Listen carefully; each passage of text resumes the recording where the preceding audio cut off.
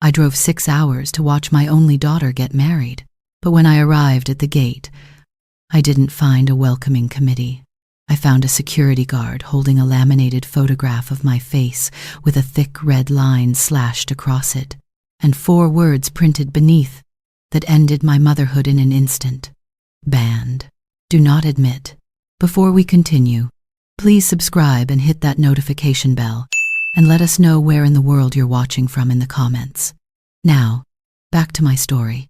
I'm Cordelia Hayes, and I'm 62 years old. I have hands that can negotiate million-dollar property deals by day and still make a decent lasagna by night. I drive a 2005 Honda CR-V that rattles when it hits 50, not because I can't afford better, but because this car has been paid off for 15 years and still runs like a dream. To the outside world, I'm just another woman in comfortable shoes and department store dresses. To my daughter Emma, I became something far worse. I became an embarrassment, a stain on the glossy magazine life she was desperate to curate. It was a Saturday morning in early June, the kind of morning that seems designed specifically for weddings.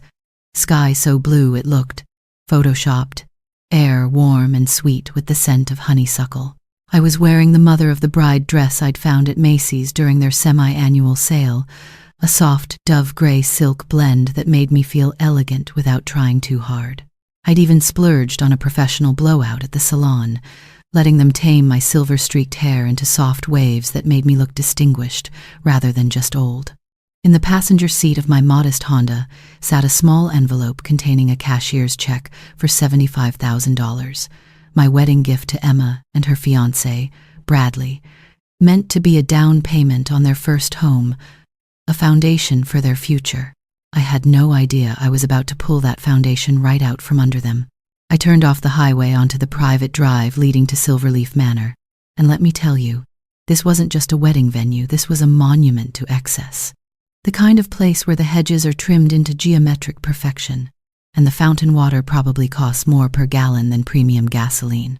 The estate sprawled across 40 acres of manicured lawns, with the main manor house rising like a wedding cake made of limestone and arrogance. The invoice I'd paid 3 months ago listed the cost at $285,000 just to unlock the doors and turn on the lights. Emma had told me Bradley's father was covering everything, that the Miller family was Manhattan old money, the kind of people who summered in the Hamptons and wintered in Aspen. She'd used those exact words, summered and wintered, like they were verbs that normal people understood. She'd lied. My Honda chugged up the Cypress Line Drive, looking like a tin can rolling through a jewelry store.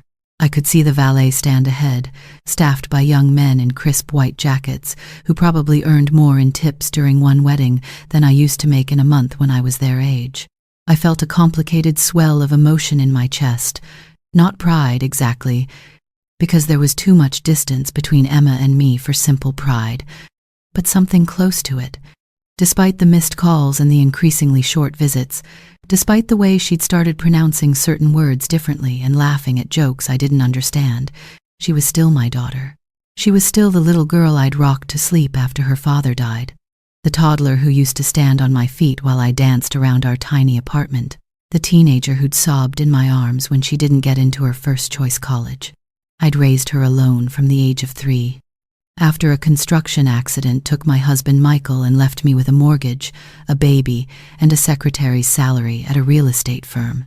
I'd worked my way up from answering phones to closing deals to eventually developing properties myself, but I'd done it quietly, without flash or fanfare, living below my means so Emma could have private school, summer camps, college without loans. I thought I was teaching her the value of hard work and humility. Instead, I'd somehow raised a woman who looked at my accomplishments and saw only the dirt under the foundation. I pulled up to the security checkpoint, and that's when everything changed. The gate wasn't just a simple barrier. It was a fortress of wrought iron and technology, complete with cameras and a guard booth that looked like it could withstand a small siege. A security guard stepped out, a thick-necked man in his 30s wearing a uniform that was tailored just a bit too tight, like he was trying to show off muscles he'd earned at a gym rather than through actual work. He had sunglasses on, even though we were under the shade of the cypress trees.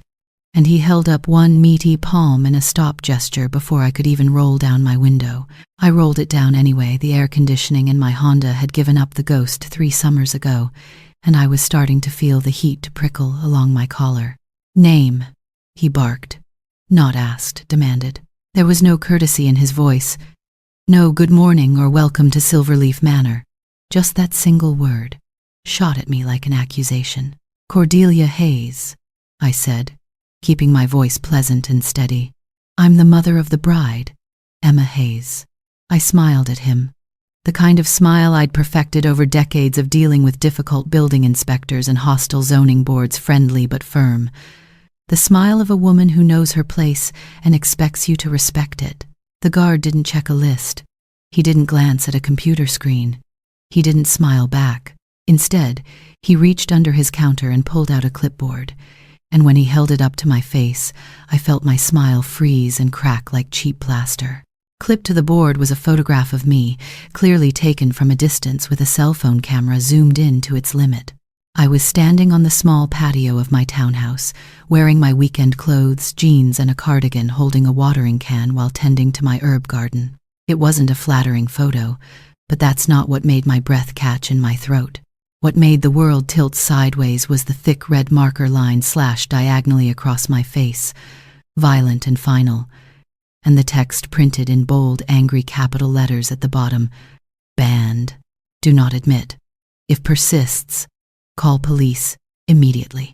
I stared at that image, my brain refusing to process what my eyes were seeing. It was like trying to read a language I'd never learned. The words made sense individually, but strung together they created a reality I couldn't accept. "There must be some mistake," I said, and I was proud of how calm my voice sounded, even though my hands had started gripping the steering wheel so hard my knuckles were turning white. "I'm Emma's mother, Emma Hayes, the bride. I'm on the guest list." "There's no mistake, lady," the guard said, and he leaned down closer to my window, close enough that I could smell the stale coffee on his breath and see my own reflection distorted in his sunglasses. "I've got strict orders from Miss Hayes and Mr. Miller. No working-class relatives, no one driving vehicles that don't meet the aesthetic standard, and definitely no one who's going to embarrass the Miller family in front of their guests." He paused, his lips curling into something that wasn't quite a smile. "You're ruining the visual optics of the event. Turn around before you leak any more oil on the driveway, and if you're not gone in 30 seconds, I'm calling the sheriff. Trust me, you don't want to spend your daughter's wedding day in a holding cell." The aesthetic, visual optics, those were the phrases he used, like my existence was a blemish on someone's Instagram story. I sat there with my engine idling, that rough rhythmic thumping that had become such a familiar soundtrack to my life, and I looked past the guard up the winding drive toward the main house. I could see the white tents billowing on the lawn like sails. I could see florists carrying massive arrangements of white roses and peonies. I could see the life I had paid for, though they didn't know it yet, and that last thought stuck in my mind like a splinter, sharp and irritating. My phone buzzed on the passenger seat, dancing across the leather next to the envelope with the check. I picked it up with fingers that had gone numb. The screen showed a text message from Emma, and for one desperate second I hoped this was all a terrible misunderstanding, that she was texting to ask where I was, that she'd cleared up this insane situation and was waiting for me at the entrance with open arms and an apology. I opened the message. Hope died. "Mom, please don't make a scene," the text read. "I saw your car turning onto the property road on the security camera. Please just go home. Bradley's parents are here, and they're important people. They're Manhattan elite, Mom. They're sophisticated. They move in circles you wouldn't understand. If they see you, if they see that car, if they see your background and your clothes and everything that screams working class, it will destroy everything I've built. You don't fit in this world. You never have. Please let me have this one day of perfection.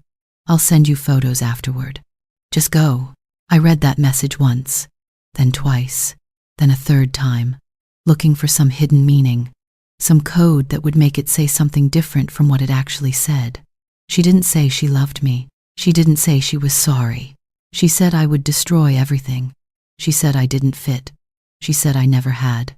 I looked at the guard, who was now tapping his watch with exaggerated impatience, a smug grin spreading across his face like he was enjoying this, like he got some kind of satisfaction from being the bouncer at the gates of paradise, keeping out the people who didn't meet the dress code. I thought about arguing.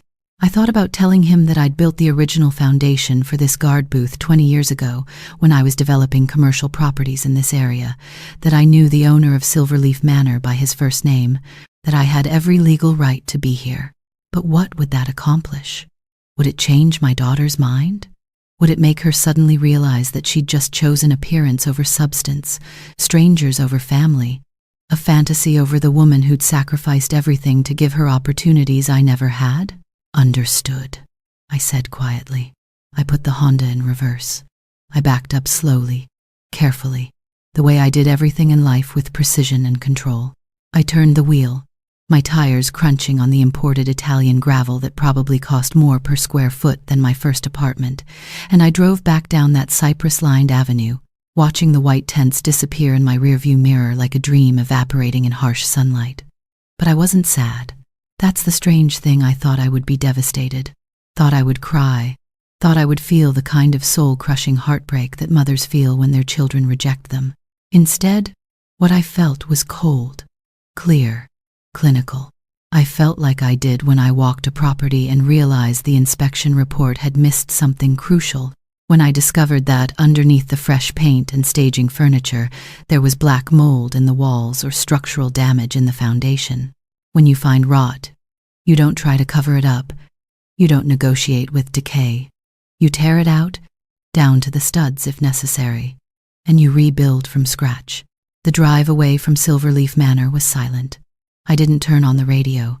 I needed the quiet to think, needed the empty space to process the fact that the little girl whose scraped knees I'd bandaged, whose nightmares I'd chased away, whose college application essays I'd edited at midnight after working a 12-hour day, that little girl had just erased me from her life because I didn't photograph well. I looked at my hands on the steering wheel, really looked at them. They were good hands, strong hands, hands that had learned to read blueprints and negotiate contracts and spot a bad deal from across a conference room. These hands had built a life from nothing after Michael died. These hands had signed the checks that paid for Emma's orthodontia, her AP test fees, her college tuition, her summer abroad program in Paris. But today, these hands had been judged unworthy to hold a champagne glass at my own daughter's wedding. I pulled over at a rest stop about 15 miles from the venue. My hands were shaking now, the adrenaline finally catching up with me, and I needed to be still for a moment. I reached into my purse and pulled out that envelope with the $75,000 check, looked at it sitting there so innocently, representing months of careful saving and planning. I thought about what that money could buy: a nice down payment on a starter home in a good neighborhood, maybe even enough for 20% down to avoid mortgage insurance. I'd imagined Emma and Bradley using it wisely, building equity, starting their life together with a solid financial foundation. Now I knew exactly what Bradley would have used it for: paying off the debt collectors who were probably already circling like sharks who'd smelled blood in the water. I took the check out of the envelope. I held it up to the sunlight streaming through my windshield. Then I tore it in half. The sound was satisfying, that crisp rip of heavy paper stock. I tore it in half again, and again, and again, until it was nothing but confetti, until $75,000 had been reduced to pieces too small to ever put back together. I rolled down my window and held my hand out, letting the pieces scatter in the breeze, watching them flutter away across the parking lot like butterflies made of broken promises. Then I reached for my phone. I wasn't going to call Emma. That ship had sailed, crashed into rocks, and sunk to the bottom of the ocean. I scrolled through my contacts until I found the name I needed: Harrison Walsh. Harrison wasn't just my attorney, he was my fixer, my strategist, the keeper of secrets that even Emma didn't know existed. See, my daughter had made a critical error in judgment. She'd looked at my modest townhouse and my aging Honda and my off-the-rack clothes, and she'd assumed that what you see is what you get. She'd assumed that because I lived simply, I was simple. She'd assumed that because I drove an old car, I was poor. She'd assumed that because I didn't flash wealth, I didn't have any. She had no idea that I'd sold my development company 10 years ago for $8 million. She had no idea that I owned a portfolio of 47 apartment buildings across 3 counties. She had no idea that I was the silent majority shareholder in the hospitality group that owned Silverleaf Manor. She judged the book by its cover and never bothered to read the fine print. Harrison answered on the second ring. "Cordelia, is everything all right? The ceremony should be starting in about 20 minutes." His voice was concerned, professional, tinged with the worry of a man who'd known me long enough to hear trouble in my silences. "It's not starting, Harrison," I said, and my voice was steady as bedrock. "I need you to pull the file on the Silverleaf Manor event today. The Emma Hayes and Bradley Miller wedding." "I have it right here," Harrison said, and I could hear him shuffling papers. "You paid the invoice in full 4 months ago, $285,000, processed through the anonymous donor clause just like you requested. As far as Emma knows, the Miller family paid for everything." "Correction," I said, looking at the confetti of check pieces still caught in my window frame. "I need you to activate Clause 14C of the sponsorship agreement. Immediately." There was a long pause on the line. When Harrison spoke again, his voice had changed. It had gone from concerned to shocked. "Clause 14C. Cordelia, are you absolutely certain? That's the immediate revocation clause. It states that all funding can be withdrawn instantly and without appeal if the benefactor is refused entry, insulted, or treated with material indignity by the primary beneficiaries. It's the nuclear option.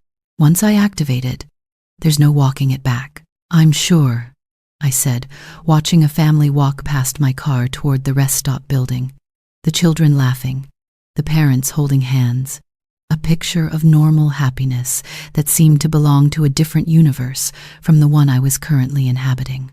I was refused entry, Harrison. I was banned. There's a photograph of my face at the security gate with a red X through it, like I'm on a terrorist watch list. "Jesus Christ," Harrison whispered, and I heard genuine anger in his voice. He'd been Michael's friend before he became my attorney, and he'd watched Emma grow up, had given her birthday presents and advice about college applications. What the hell was she thinking? She was thinking I was an embarrassment, I said. She was thinking I didn't measure up to the standards of Bradley's important Manhattan family. "Harrison, I need you to shut it down. I need you to call the venue manager.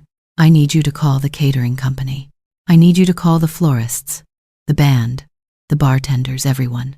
Tell them the credit card on file has been reported as fraudulent. Tell them the funding is pulled. Tell them to stop service immediately and clear the venue." "Cordelia," Harrison said carefully, "the wedding is in progress. The guests are seated. If we do this, it's going to be chaos. It's going to be public humiliation on a scale that, I know exactly what it's going to be." I interrupted. "Do it, Harrison. And one more thing, call the resort management. Tell them I want access to the security camera feed. If I can't be there to see my daughter's special day, I want to watch it from my iPad." "Consider it done," Harrison said, and I could hear the clicking of his keyboard already. "Cordelia, for what it's worth, I'm sorry.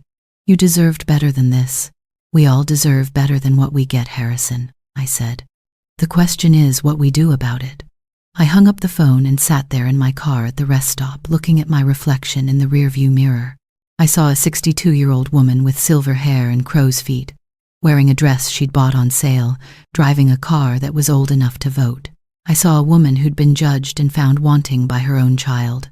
But I also saw something else. I saw a woman who'd built an empire quietly, who'd learned that real power doesn't announce itself with trumpets and red carpets.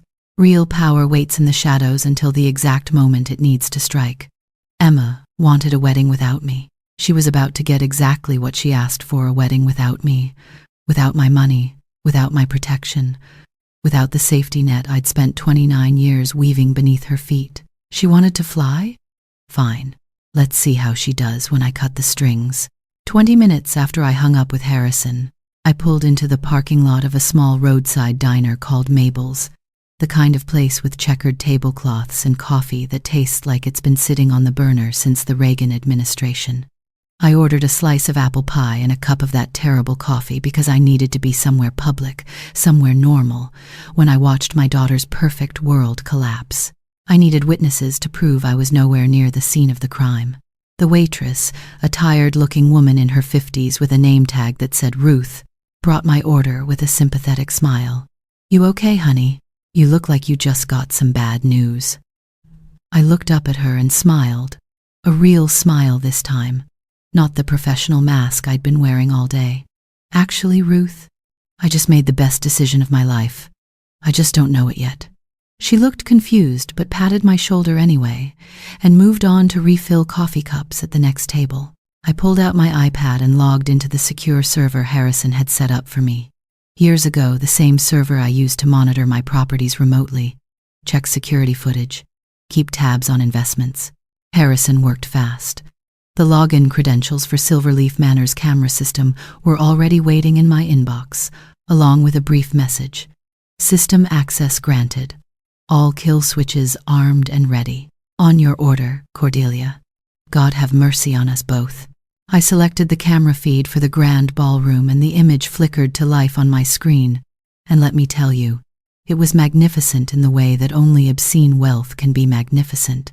The chandeliers, and there were 6 of them, each one a cascading waterfall of Austrian crystal, caught the afternoon light and threw it around the room in 1,000 different directions, making everything look soft and golden and dreamlike. The tables were dressed in champagne-colored linens with centerpieces that probably cost more than Ruth, the waitress, made in a month, towering arrangements of white roses, peonies, and orchids that looked like they'd been airlifted in from some exotic greenhouse.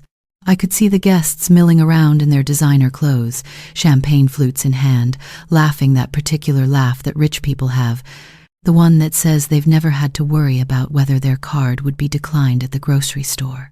And there, at the head table, I saw my daughter. Emma looked radiant, and I felt that complicated twist of emotion that only a mother can feel when she's simultaneously proud of and furious at her child. She was wearing a Vera Wang dress I knew because she'd sent me photos of it months ago, before she decided I wasn't good enough to see it in person. A custom creation of silk and French lace that had cost $35,000.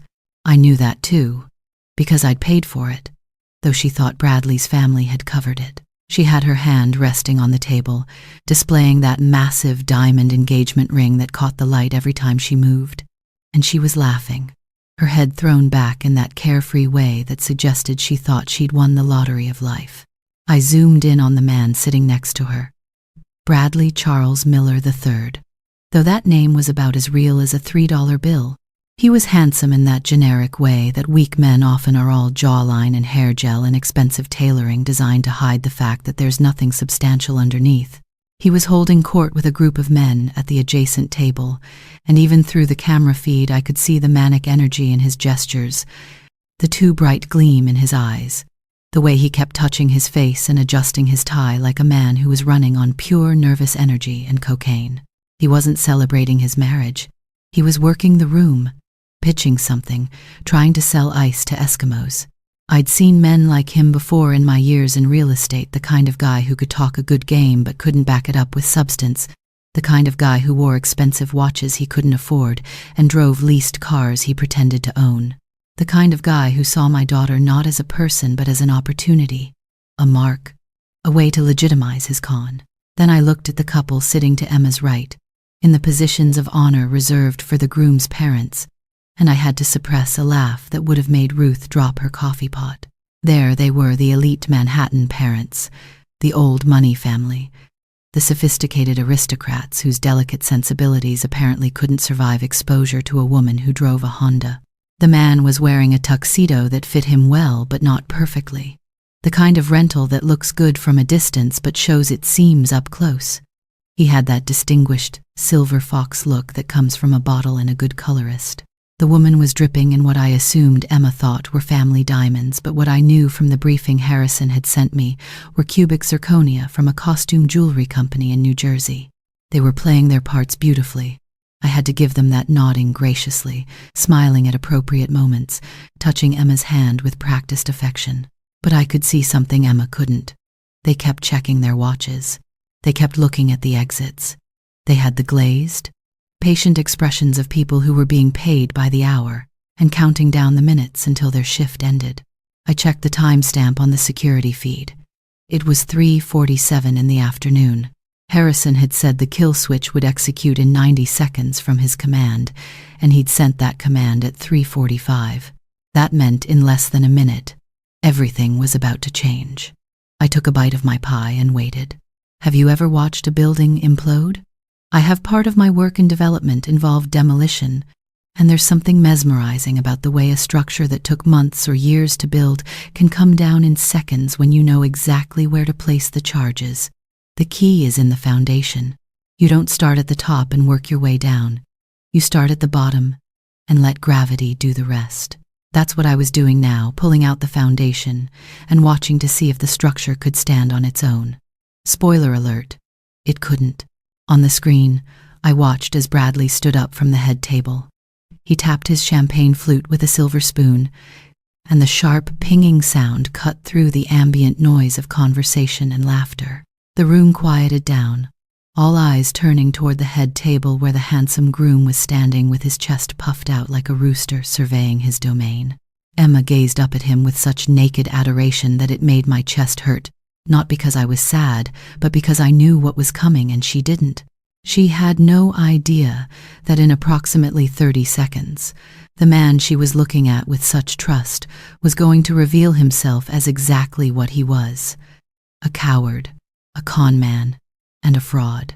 "I want to propose a toast," Bradley announced, his voice booming with artificial confidence, the kind of voice men use when they're trying to convince themselves as much as their audience. To the future, to building empires, to surrounding ourselves with excellence, and to family, the kind of family that matches our ambition and our vision. He raised his glass high, and I noticed his hand was trembling slightly. Emma beamed up at him, tears of joy glistening in her eyes. She raised her own glass. The guests raised theirs. It was a perfect moment, frozen in time like a photograph, like something you'd see in a wedding magazine spread titled "The Perfect Day," and that's when I destroyed it. The massive chandelier directly above the head table gave a sudden, violent flicker. It wasn't a gentle dimming like when there's a power surge. This was a spasm, a convulsion, like the building itself was having a seizure.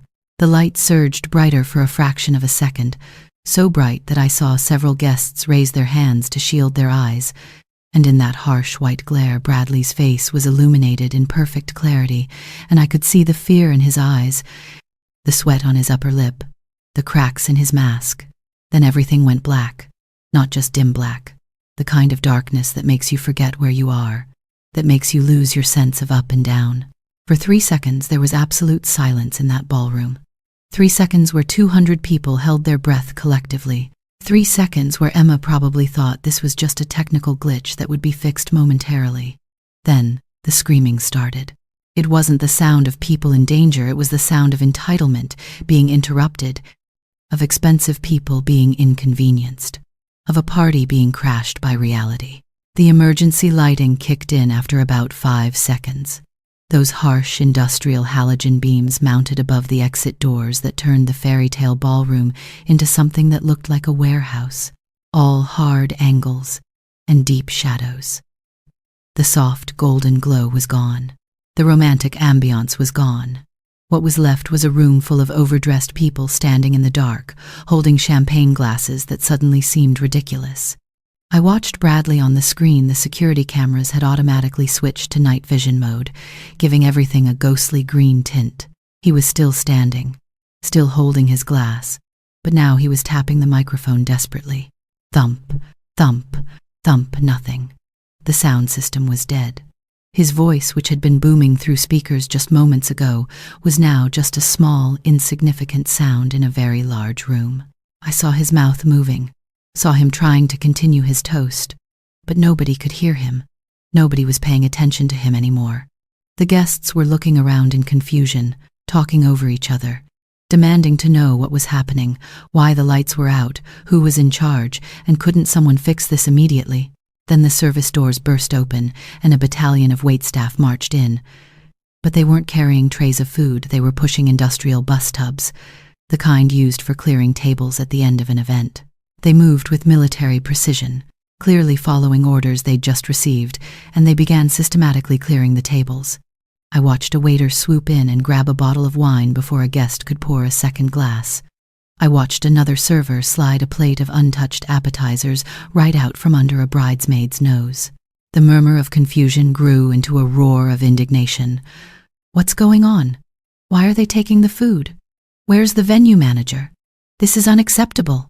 That's when Mr. Sterling appeared, and I smiled because I knew Sterling had worked with him on several events over the years at properties I owned. He was a consummate professional, the kind of venue manager who could handle bridezillas and drunk groomsmen and family drama with equal aplomb, but he was also a man who followed contracts to the letter. He walked onto the center of the dance floor carrying a tablet in one hand and a megaphone in the other, and he didn't look apologetic, he looked businesslike, like a man about to deliver news that would be unpopular but was nonetheless necessary. Ladies and gentlemen, Sterling's voice boomed through the megaphone, cutting through the chaos like a knife. May I have your attention, please? The room quieted, not out of respect but out of confusion and curiosity. Sterling stood there in the spotlight of the emergency lighting, and I could see Emma pushing her way through the crowd toward him, her white dress looking gray in the harsh light, her face twisted with fury and disbelief. This event has been terminated, effective immediately, Sterling announced, his voice echoing off the walls. All services have been suspended, and all guests are required to vacate the premises within 15 minutes. Emma reached the edge of the stage where Sterling stood. She was shaking, her hands balled into fists. Terminated? She shrieked, and her voice cracked on that word. Are you insane? Do you know who we are? My husband's family paid for this entire event. You can't just turn the lights back on right now, or I swear to God I will sue you for every penny you have. Sterling didn't flinch. He didn't apologize. He looked at her with the weary expression of a man who dealt with entitled people throwing tantrums for 20 years and had finally been given permission to stop pretending their tantrums mattered. Mrs. Miller, he said, tapping his tablet screen, your husband did not pay for this event. The invoice for the Silverleaf Manor Grand Package, totaling $285,000, was paid in full by Hayes Properties LLC, a holding company owned by Cordelia Hayes. I saw the exact moment that information hit Emma. It was like watching someone get punched in the stomach. Her whole body jerked backward, her mouth fell open, her eyes went wide. The crowd around her went quiet, and I could see heads turning, whispers starting. People pulling out their phones to look up Hayes Properties, trying to figure out what was happening. The Carter Trust, Hayes Properties? Emma stammered, and I noticed she corrected herself, probably because her brain was short-circuiting. That's my mother, but that's impossible. She doesn't have that kind of money. She drives a Honda, she lives in a townhouse, I cannot speak to your mother's choice of vehicle or residence, ma'am, Sterling said, and there was just a hint of satisfaction in his voice. I can only speak to the fact that Cordelia Hayes is the account holder, and approximately 30 minutes ago, Mrs. Hayes issued a formal stop payment order on all funds associated with this event due to a breach of contract as outlined in Clause 14C of our sponsorship agreement. The room exploded with gasps and whispers. Emma looked around wildly, like she was looking for someone to tell her this was a joke, a mistake, a prank that would be revealed and laughed about later. Breach of contract? She whispered. But the microphone picked it up, amplified it, broadcast it to the entire room. What breach? I didn't breach anything. Sterling looked at her, and even through the grainy security feed I could see the cold professionalism in his eyes. Clause 14C, he announced to the assembled crowd, speaking clearly so everyone could hear, states that the donor reserves the right to withdraw all funding immediately and without appeal if they are denied access to the event, barred from entry, or treated with material indignity by the primary beneficiaries or their representatives. We received a report from Gate Security that Mrs. Cordelia Hayes, the mother of the bride, was barred from entering the premises on your specific orders, Mrs. Miller. She was turned away at the security checkpoint with instructions to leave immediately or face police intervention. The gasps turned into a collective intake of breath so sharp it seemed to suck all the oxygen out of the room. I watched the guests turn to look at each other, watched the shock and confusion turn into something else. Judgment, gossip, scandal. This was the kind of story that would be told at dinner parties for years, the kind of story that would spread through social circles like wildfire. She banned her own mother? The woman who paid for everything? Oh my God. She banned her own mother from the wedding? Emma spun around, looking for Bradley, reaching for him like a drowning person reaching for a life preserver. "Bradley!" she screamed. "Bradley, tell them. Tell them this is a mistake. Show them the bank transfers. Show them that your family paid for this." But when she looked at the head table, Bradley was gone. The chair where he'd been sitting was empty, pushed back at an angle like someone had vacated it in a hurry. He'd slipped away into the crowd the moment Sterling started talking, disappeared like smoke, abandoned his bride of less than 3 hours to face the consequences alone. "Bradley?" Emma called out, her voice rising in panic now. "Bradley, where are you? Bradley?" Sterling raised the megaphone again.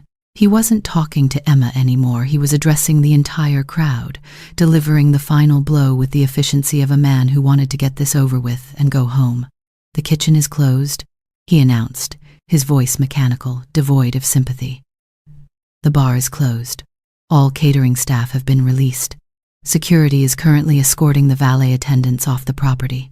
If you wish to retrieve your vehicles, I suggest you collect your keys from the front desk immediately. You have 10 minutes to vacate the property before we lock the main gates and set the security system." 10 minutes. That's all the time they had to get out, to gather their designer purses and their dignity and their gossip and leave. The panic was immediate, and it was ugly. I watched as women in $5,000 gowns shoved past each other to get to the doors. I watched men in custom tuxedos shouting into their phones, calling their drivers, demanding to be picked up immediately, as if being associated with this disaster for even one more minute would somehow contaminate them.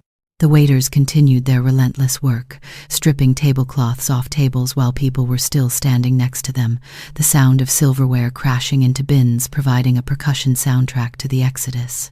Emma stood alone on the stage, frozen in place, watching the guests flee. She looked small suddenly, diminished, like she was shrinking in real time. The woman who'd been the center of attention 5 minutes ago, who'd been glowing with triumph and joy, now stood abandoned in an emptying room, her expensive dress pooling around her feet like a deflated parachute. That's when I saw the 2 actors, Gary and Linda. According to the dossier Harrison had compiled, stand up from the head table. They didn't look panicked like the other guests. They looked annoyed, the way service workers look when they realize they're not going to get paid. Gary checked his watch. Linda picked up her purse, pulled out a pack of cigarettes completely forbidden in the venue, but who was going to stop her now? And lit one right there at the head table. They walked over to Emma, who was staring into the middle distance like she was in shock. I turned up the volume on my iPad, leaning closer to catch every word. "Hey, honey," Gary said, tapping Emma on the arm without any of the paternal gentleness he'd been displaying all day. His accent had changed too. Gone was the northeastern prep school drawl, replaced by a flat Queens accent that spoke of diners and subway commutes. "Look, sorry about all the drama, but our contract says we get paid at the end of the event or at 9 p.m., whichever comes first. It's only 4:15, but the event's technically over, so we're off the clock." Emma looked at him with unfocused eyes, her brain clearly struggling to process one more impossible thing. "What?" she whispered. "The fee," Linda said, blowing smoke in Emma's direction. Her voice had changed too. Gone was the cultured matriarch, replaced by a woman who sounded like she'd spent too many years bartending in dive bars. $200 an hour, 4 hours minimum, plus travel stipend. That's $2,000. Cash or Venmo, doesn't matter to us, but we need it now. We got other gigs this week. I watched my daughter's face as the realization hit her. Watched her look at these 2 people she'd been fawning over all day. These paragons of sophistication and class that she'd valued more than her own mother, and finally see them for what they were. Actors. Hired help. Strangers doing a job. Who are you?" Emma asked, her voice barely audible. I'm Gary Henderson. This is Linda Caruso, the man said, pulling a business card from his pocket. We're with Gig Talent Agency. Your fiancé or husband, I guess. Though I don't think that's gonna last, hired us through the app to play his parents. We do a lot of these gigs, actually. Weddings, family reunions, parole hearings. We're professionals. He said that last word with something like pride.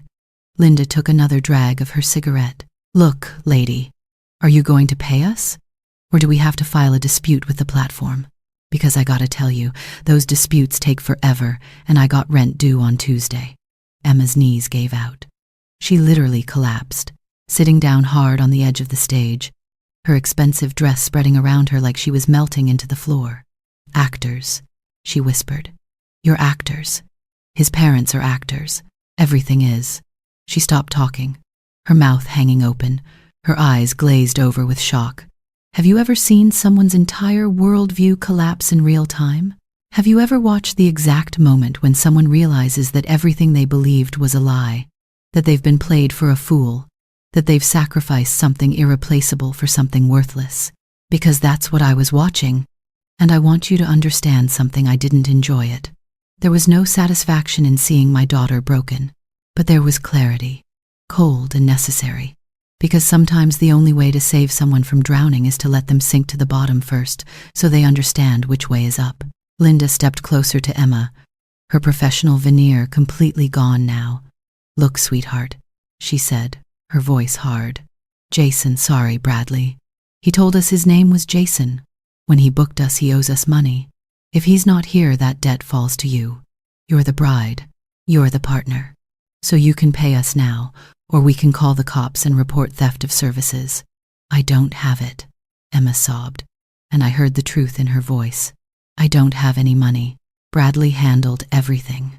He said his family, your family, he said. She couldn't finish the sentence. She was hyperventilating now, her chest heaving. Then give us the ring, Linda said flatly, pointing at Emma's left hand. What? Emma gasped, clutching her hand to her chest protectively. The ring, Linda repeated. I used to work as a pawnbroker before I got into acting. That looks like a 2-carat stone? Maybe 2.5. If it's real and honey, I'm betting it's not. It might cover what we're owed. If it's cubic zirconia, well, then we're gonna have a problem. The crowd that had been fleeing toward the exits had slowed down now, because this was too good to miss, too scandalous to walk away from. They had their phones out, filming, live streaming, posting to social media in real time. Emma looked at the crowd, looked at the faces of the people she'd so carefully curated, the friends she'd been so desperate to impress, and she saw nothing but predators circling wounded prey. No, Emma said, her voice breaking. It's my engagement ring. It's collateral, Gary interrupted, stepping forward to block any escape route. Hand it over and we walk away. Keep it and we call the police. Your choice. But make it fast because our parking meter runs out in 20 minutes. The crowd started chanting, I swear to God.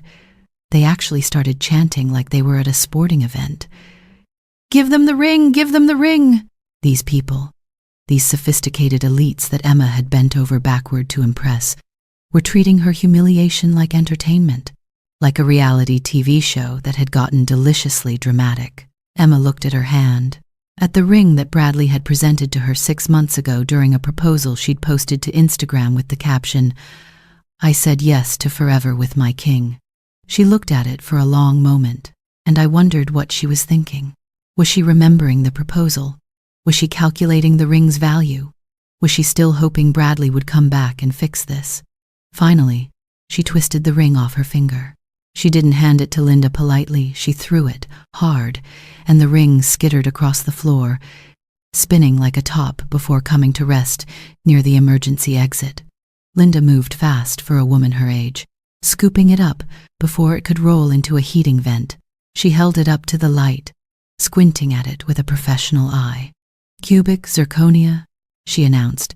Maybe worth $200 at a pawn shop if the setting's real gold, which I doubt. She dropped it in her purse anyway. We'll call it a partial payment. Expect a small claims court filing within 30 days. She looked at Gary. We done here? We're done, Gary said. He looked at Emma one last time, and there wasn't even pity in his eyes, just the blank professionalism of a worker who'd completed a job and was moving on to the next one. "Pleasure doing business with you," he said. "Good luck with the marriage. You're gonna need it." The two actors turned and walked toward the exit, pushing through the crowd of guests who parted for them like they were royalty. Which I suppose in a way they were. They were the only people in that room who'd actually earned their money honestly. Emma stayed on the floor, sitting in the ruins of her perfect day, surrounded by crushed flower petals and abandoned champagne glasses and the shocked whispers of people who couldn't wait to tell this story. She pulled out her phone with shaking hands, and I knew who she was calling even before I saw her lips move. She was calling me. My phone rang on the table at Mabel's diner, buzzing and dancing across the formica surface. Ruth looked over from the counter. "You gonna get that, honey?" she asked. I looked at the screen. I looked at my daughter's name, glowing there. I let it ring once, twice, 3 times, 4. Emma needed to sit in this moment. She needed to understand that the woman she'd banned from her wedding wasn't a customer service line she could call when things went wrong, wasn't an ATM she could access when she needed cash, wasn't a safety net that would always be there no matter how she treated it. On the 5th ring, I answered. I didn't say hello. I just put the phone to my ear and waited. "Mom," Emma screamed, and her voice was so raw it barely sounded human. "Mom, what did you do? The manager says you cut the power. He says you own the company. Tell them it's a mistake. Tell them to turn everything back on. Mom, please. Bradley's gone and everyone's leaving, and they took my ring and—" "It's not a mistake, Emma," I said, and my voice was calm, flat, emotionless. The voice I used when I was negotiating contracts with people I didn't respect. I executed Clause 14C. I withdrew the funding. The event is over. "You what?" No, you didn't pay for this. You don't have that kind of money. Bradley's family." "Bradley doesn't have a family, Emma," I said. "He has a criminal record and $680,000 in gambling debt. The people you thought were his parents? Actors? Hired from an agency for $200 an hour. Everything about Bradley is a lie. And you were so desperate to climb the social ladder that you couldn't see the rungs were made of paper." There was silence on the other end. I could hear her breathing, fast and shallow. "You're lying," she finally said, but there was no conviction in her voice. "You're jealous. You always hated Bradley because he was successful and sophisticated and everything you're not." "I'm sitting in a diner called Mabel's," I interrupted, "eating apple pie and watching you on security cameras. I can see you right now, Emma. You're sitting on the stage floor in a $35,000 dress that I paid for, in a venue that I own, at a wedding that I funded, and you're alone because the man you married abandoned you the moment things got difficult. So tell me, who's the successful one here? The woman who built something real, or the woman who married a fantasy?" I heard her start to cry, deep, wrenching sobs. "Mom, please," she gasped. "Please come get me. I'm scared. It's empty now, and the lights are off, and I don't know where Bradley went, and I don't have any money, and my phone's almost dead, and—" "You banned me, Emma," I said quietly. "You put a photograph of my face at the gate with a red X through it. You texted me that I don't fit in your world. So now you're going to learn what your world looks like, without me in it. The resort is 5 miles from the main highway. Start walking. The exercise will give you time to think about choices and consequences." "Mom, you can't. I'm in a wedding dress. I'm in heels." "You can't make me walk." "I'm not making you do anything," I said. "I'm simply respecting the boundaries you established. You said I don't belong in your life. Fine. But that means you don't get to call me when your life falls apart." I hung up the phone. I put it face down on the table. Ruth came over and refilled my coffee without asking. "Tough love?" she asked quietly. "The toughest," I said. "Is it working?" Ruth asked.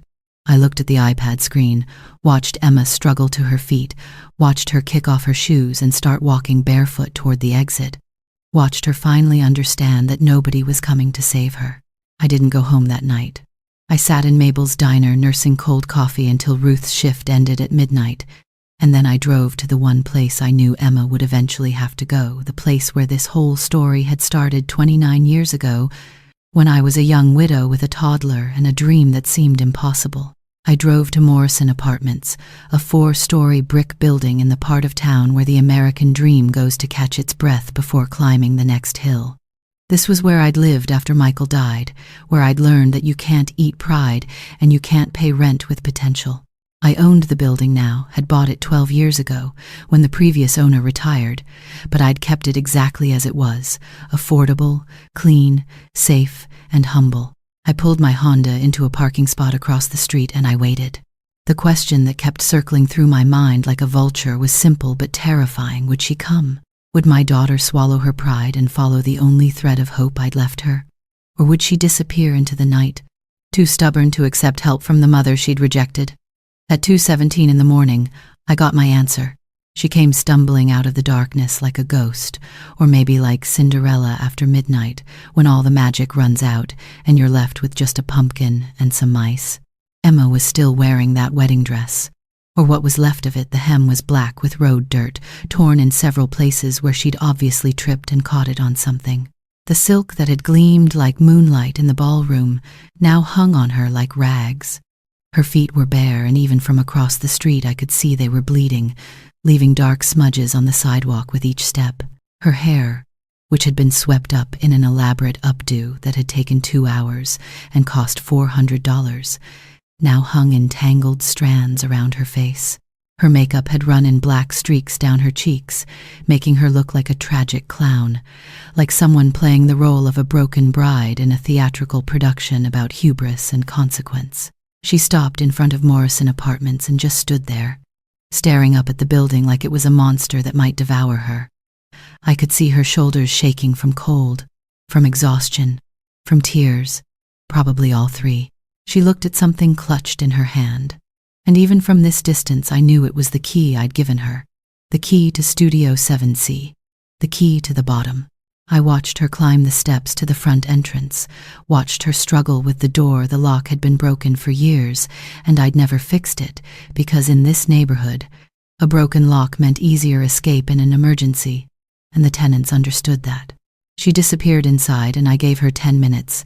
Then I got out of my truck and followed her in.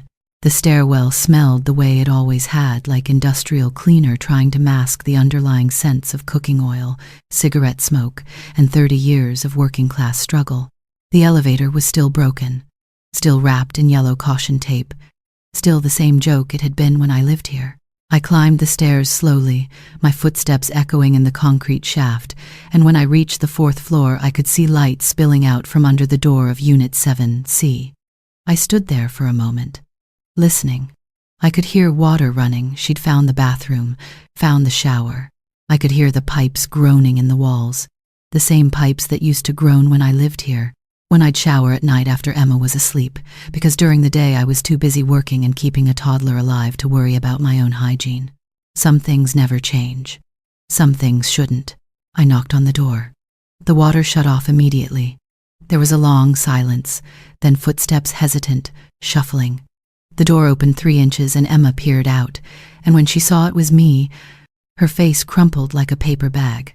She was wearing a towel and nothing else, her wet hair dripping on the linoleum floor, and she looked about 12 years old, young and scared and so completely lost that every maternal instinct in my body screamed at me to gather her up and tell her everything would be okay. But I didn't, because everything wasn't okay. And the only way it would ever be okay again was if she learned to fix it herself. "Hi," I said quietly. It was the most inadequate greeting imaginable for this moment, but sometimes the biggest moments require the smallest words. "Hi," she whispered back.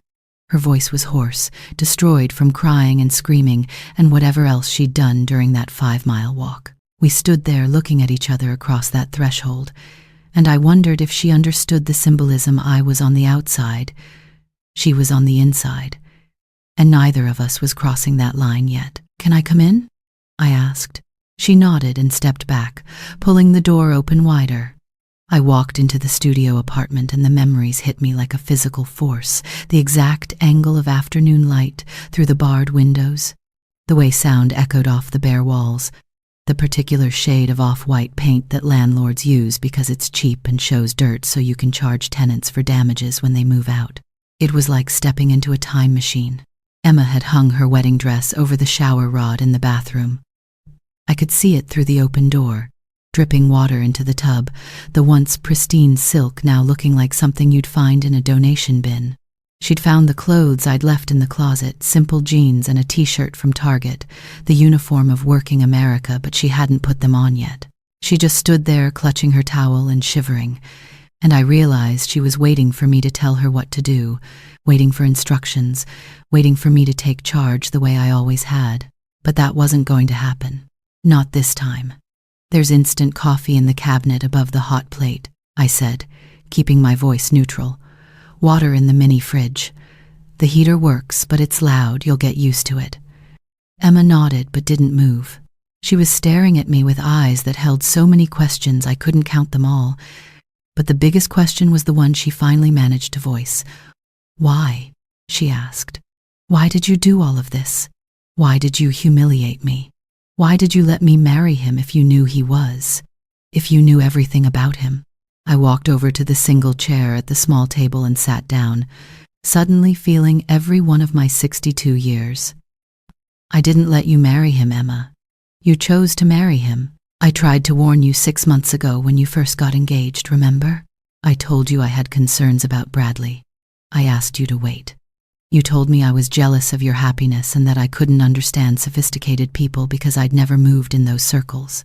She flinched at that, the memory of her own cruelty hitting her like a slap. "But you could have shown me the background check," she said, her voice rising slightly. "You could have forced me to see the truth about him. Would you have believed me?" I asked.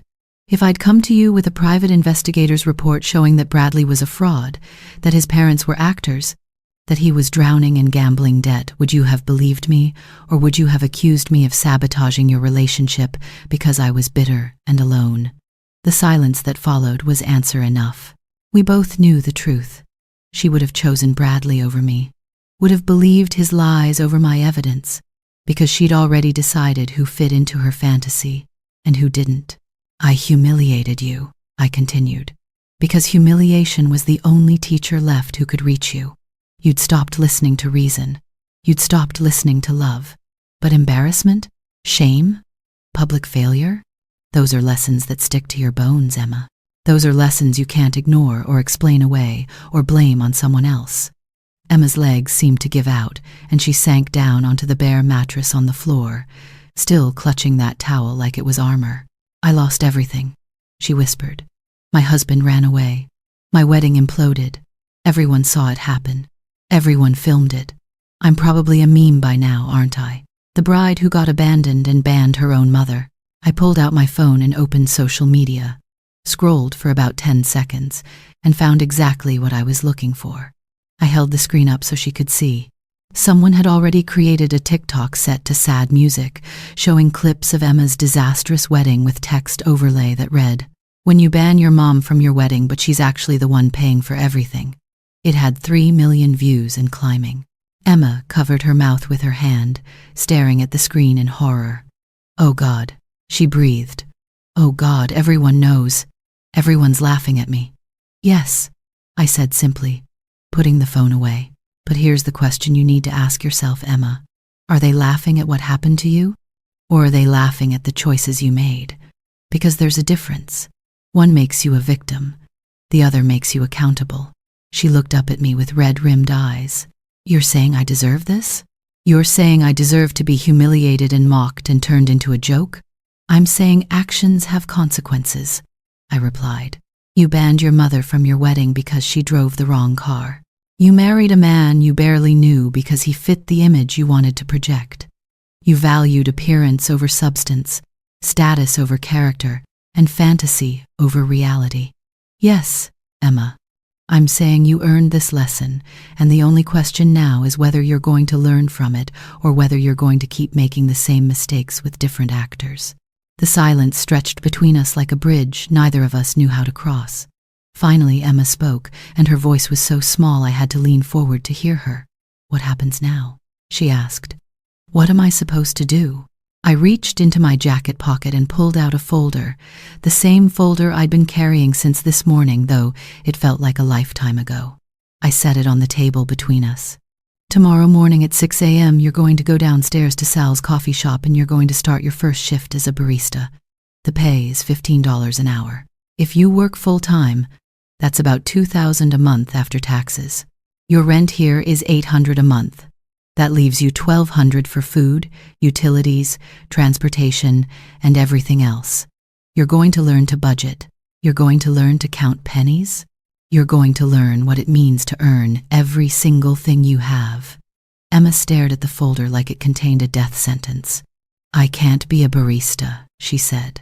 I have a degree in art curation. I worked at a gallery. I managed events for people who what?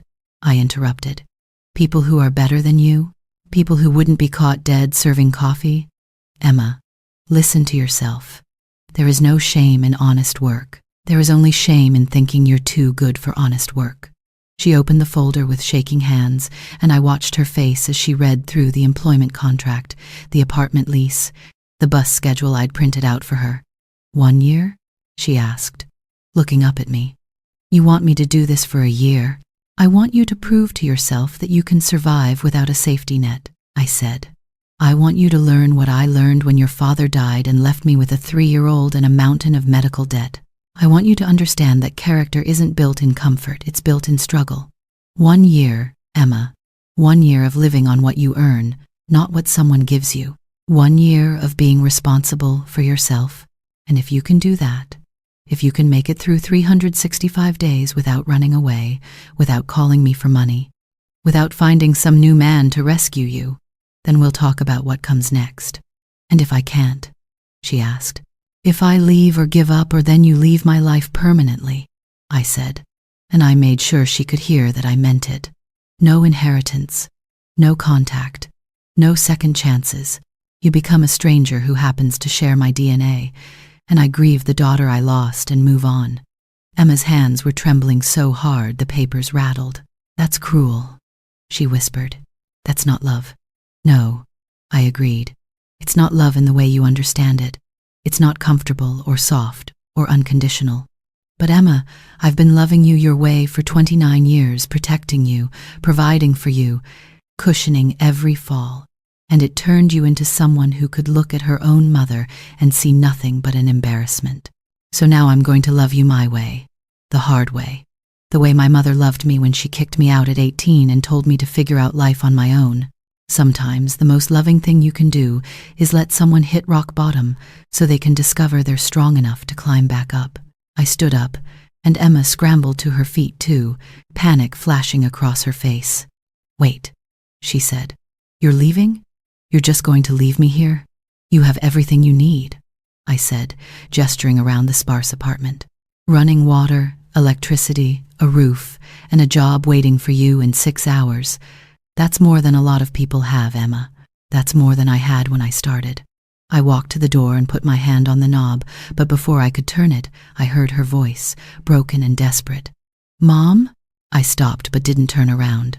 I'm sorry, she whispered. I'm sorry for everything I said. I'm sorry for banning you. I'm sorry for being ashamed of you. I'm sorry for being the person I became. I closed my eyes for a moment, letting those words wash over me. And I won't lie to you, they meant something. They meant a lot. But words are cheap. Words are what con artists use to separate fools from their money. Actions are what matter.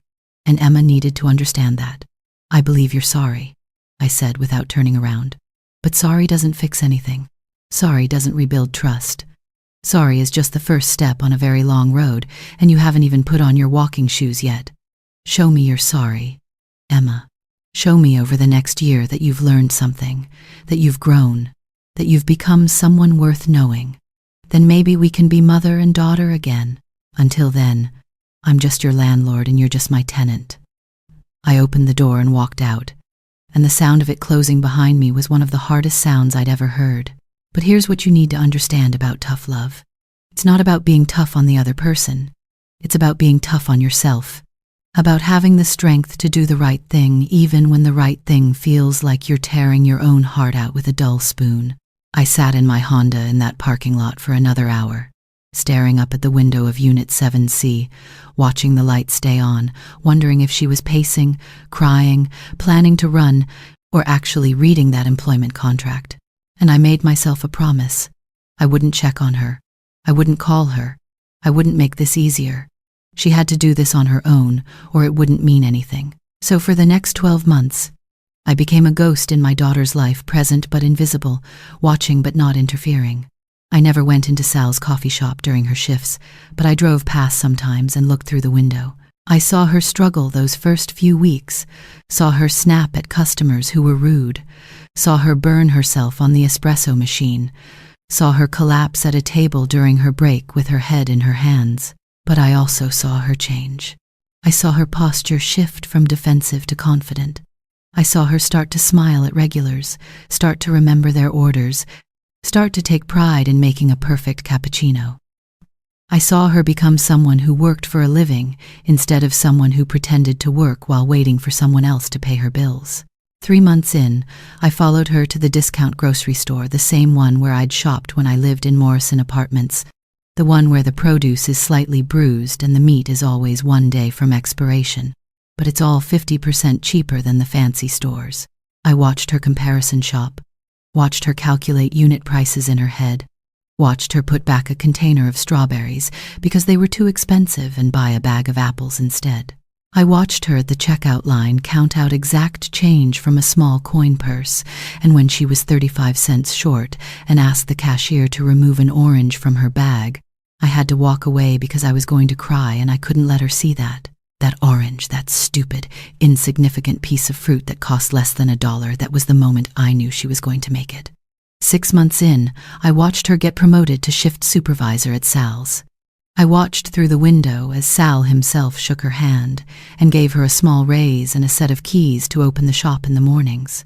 I saw the look on her face, pride, genuine pride, not the fake pride of someone posting their accomplishments on social media to impress strangers, but the real pride of someone who'd earned something through effort and determination. She'd posted nothing to social media in 6 months. Her Instagram account, which used to be a carefully curated gallery of brunch photos and outfit of the day shots, had gone silent. She'd disappeared from the digital world, and in doing so, she'd started to discover the real one. 9 months in, I saw her helping an elderly neighbor carry groceries up the stairs at Morrison Apartments. I was checking on a maintenance issue in another unit when I saw Emma stop her trudge up to the 4th floor, take the bags from Mrs. Chen on the 2nd floor, and carry them the rest of the way despite being exhausted from a double shift. She didn't do it for recognition. Mrs. Chen was 90 years old and probably wouldn't remember it by the next day. She did it because it was the right thing to do, and that's when I knew the transformation was real.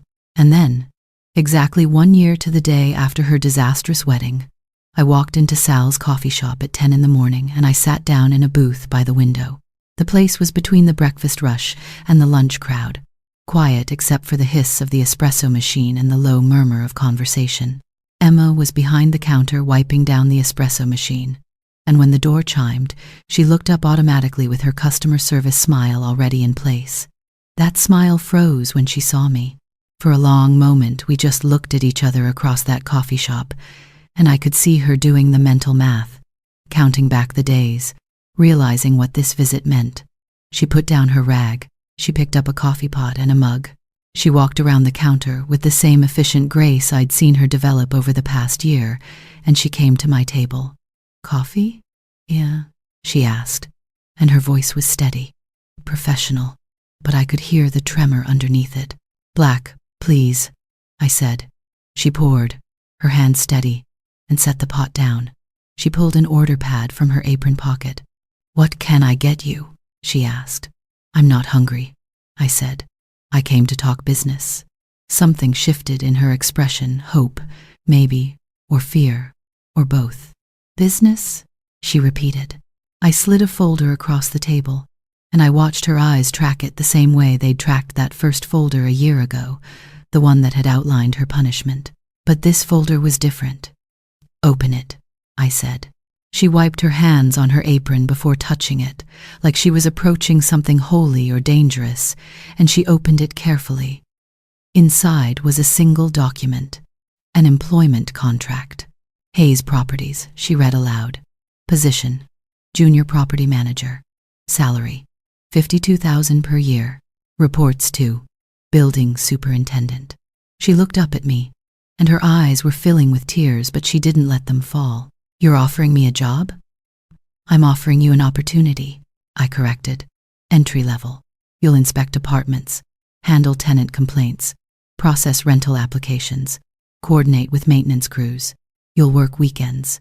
You'll get called at 2 a.m. when a pipe bursts. You'll deal with people who can't pay rent, and people who trash their units, and people who blame you for every problem in their lives. It's not glamorous. It's not prestigious. But it's real work. And if you're good at it, you'll learn how to run a property portfolio worth millions of dollars.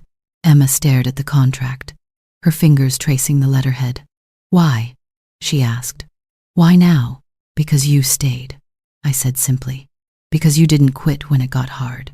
Because you paid for your groceries with exact change and took on extra shifts and helped Mrs. Chen carry her groceries even though you were exhausted. Because I watched you become someone I can respect, and respect is the foundation of everything else. She looked up at me and the tears were falling now, but she was smiling too, a small, genuine smile that made her look like the daughter I remembered from before she got lost. I want to accept, she said, but I have a condition. I raised an eyebrow. You're negotiating? I want to pay you back, she said firmly. For the wedding, for this year's rent, for everything. I know it'll take me years, decades maybe, but I want a payment plan deducted from my salary. I need to earn my way back to being your daughter, and that means paying my debts. I looked at this woman sitting across from me, this woman who a year ago had valued appearances over substance and status over character, this woman who'd learned to balance a budget and serve coffee and swallow her pride and ask for help when she needed it, and offer help when someone else needed it. This woman was my daughter. Maybe she'd always been there, underneath the layers of entitlement and insecurity I'd accidentally helped build, or maybe she'd had to be broken down and rebuilt from scratch. Either way, here she was. Deal, I said, and I held out my hand. She took it, and I felt the calluses on her palm, the same calluses I had earned through work, earned through effort, earned through refusing to give up. We shook on it, and it felt like a treaty between nations, a formal acknowledgement that the war was over, and now we could begin the harder work of building peace. When do I start? Emma asked. 2 weeks, I said. That'll give you time to give proper notice at Sal's. He's been good to you, don't burn that bridge. She nodded, then hesitated. Mom, can I ask you something? Anything, I said, and I meant it. That day, at the wedding, when you pulled the funding and shut everything down, were you trying to punish me, or were you trying to save me? I thought about that question carefully because it deserved a careful answer. Both, I finally said, and neither. I was trying to wake you up, Emma. You were sleepwalking through life, collecting people and things and experiences like they were items on a shopping list, but you weren't actually living. You weren't actually connected to anything real. You'd built this elaborate fantasy where you were a princess and Bradley was a prince, and I was just the embarrassing peasant who didn't fit in your story. I had to tear down that fantasy so you could see reality, and reality is this. You're not a princess. You're a human being with flaws and strengths, and the potential to be someone remarkable if you're willing to do the work. And I'm not a peasant. I'm a woman who built something from nothing, who survived loss and hardship and raised a daughter alone while building a business empire. We're both just people, Emma. Complicated, imperfect people trying to figure out how to love each other without destroying each other. Emma wiped her eyes with the back of her hand. I spent the whole year hating you, she admitted. Every morning when I woke up in that apartment, every time I dealt with a rude customer, every time I had to choose between buying shampoo or buying lunch, I hated you for putting me there. I know, I said. When did that change? She asked. Or did it change? It changed the day I had to choose between buying an orange or staying within my budget, Emma said quietly. I put the orange back, and I was so angry I wanted to scream. But then I walked home and I realized I'd made a choice. I'd chosen to stay within my budget, I'd chosen responsibility over immediate gratification, and for the first time in my life, I'd made that choice myself, not because someone was watching or judging, but because it was the right thing to do. And I realized that's what you'd been trying to teach me all along. That's what I'd never learned, living in the cushion of your protection. I'd never had to choose, so I never learned how to choose well. I smiled, and it was the first real smile I'd managed in a year. That orange cost 60 cents, I said, but the lesson was priceless. We sat there in that coffee shop for another hour, and we talked, really talked. Maybe for the first time in years, we talked about Michael, the husband and father we'd both lost, and how his death had shaped both of us in different ways.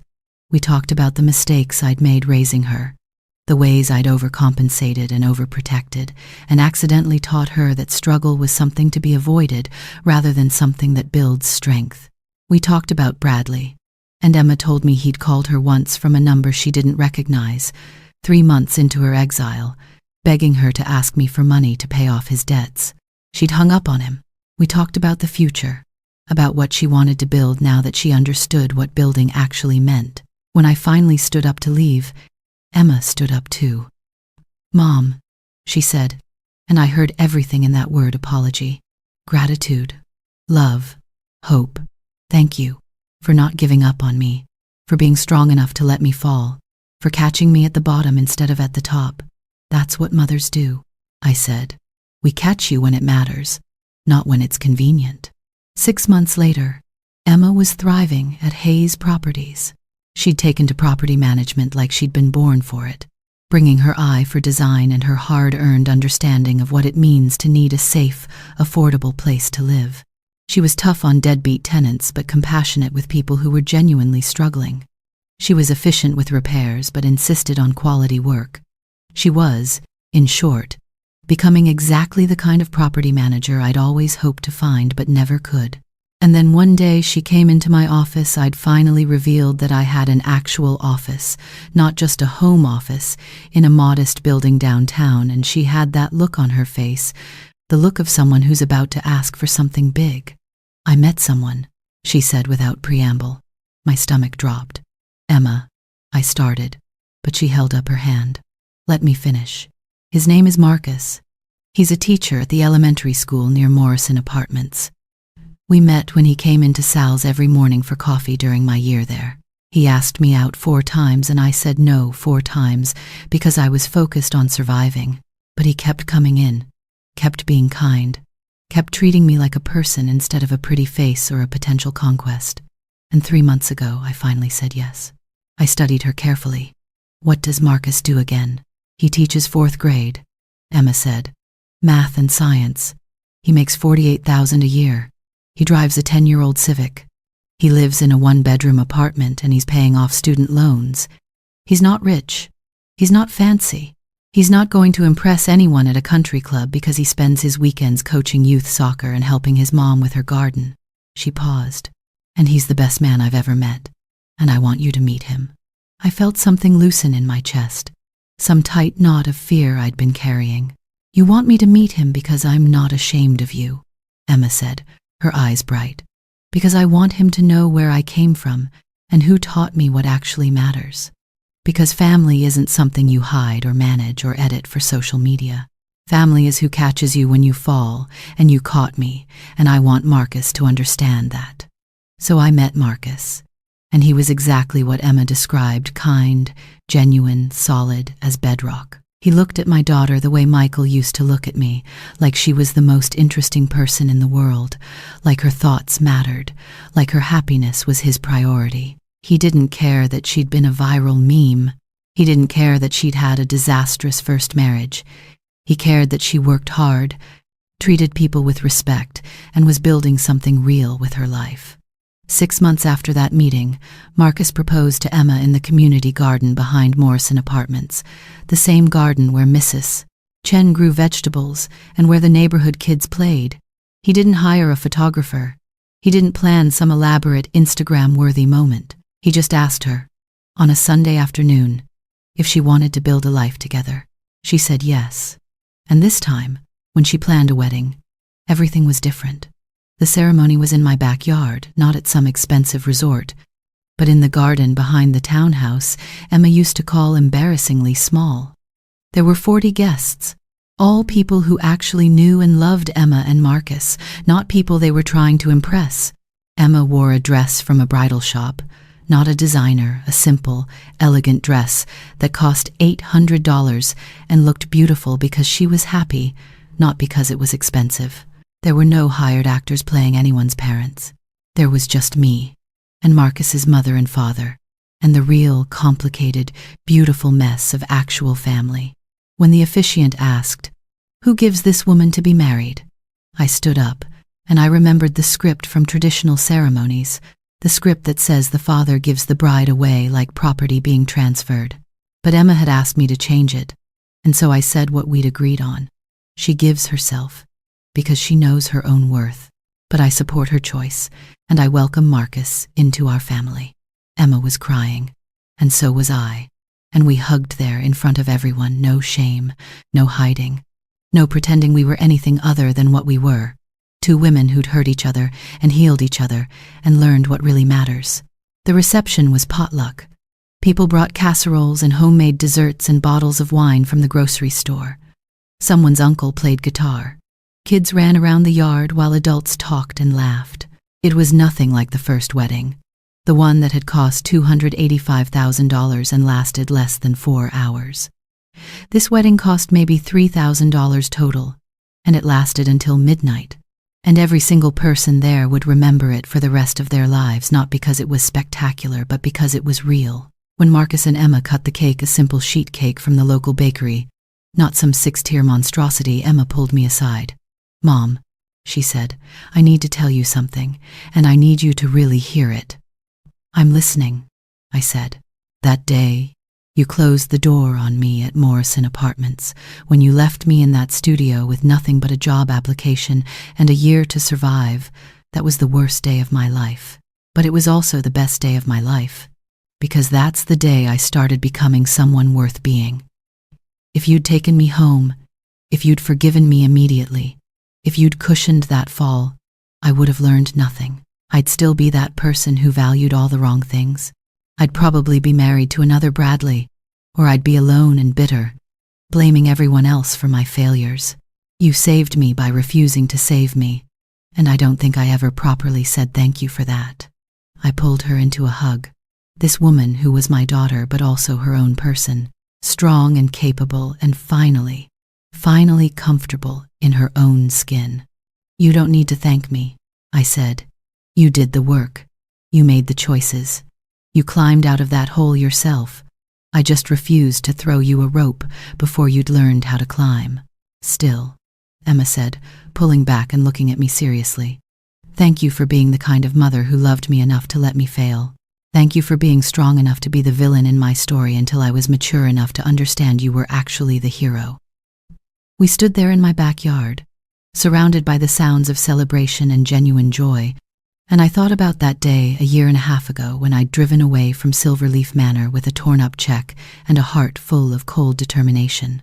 I thought about the question I'd asked back then. When someone you love chooses cruelty, how far do you let them fall? And now I had my answer. You let them fall as far as they need to fall to hit solid ground, and then you wait at the bottom with a hand ready to help them start climbing again. Not to carry them, never to carry them, but to show them they're not alone in the climb. So let me ask you the question I asked myself every single day during that year of watching Emma struggle.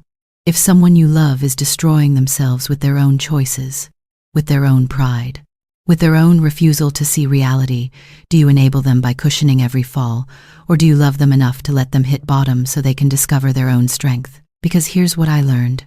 Real love isn't soft. Real love isn't comfortable. Real love is being willing to be hated temporarily so that the person you love can learn to love themselves permanently. And now I want to hear from you. Have you ever had to make an impossible choice between protecting someone and letting them face consequences? Have you ever been the person who needed to fall before you could learn to fly? Drop your story in the comments below, because we all learn from each other's experiences, and your story might be exactly what someone else needs to hear today.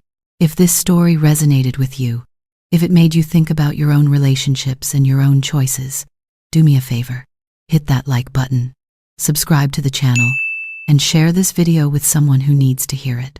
Maybe it's a parent struggling with a difficult child, or maybe it's someone who's hit rock bottom and needs to know that the bottom isn't the end, it's the foundation you build on. And if you want more stories about justice, consequences, redemption, and the complicated, beautiful mess of real family relationships, check out the videos in the description below. I promise you'll find something that speaks to your situation, because at the end of the day, we're all just people trying to figure out how to love each other without destroying each other. Thank you for listening to my story. Thank you for being part of this community. And remember, sometimes the hardest thing and the right thing are the same thing, and having the courage to choose the right thing, even when it breaks your heart, that's what separates people who grow from people who just get older. Now go out there and build something real. I'll see you in the next video.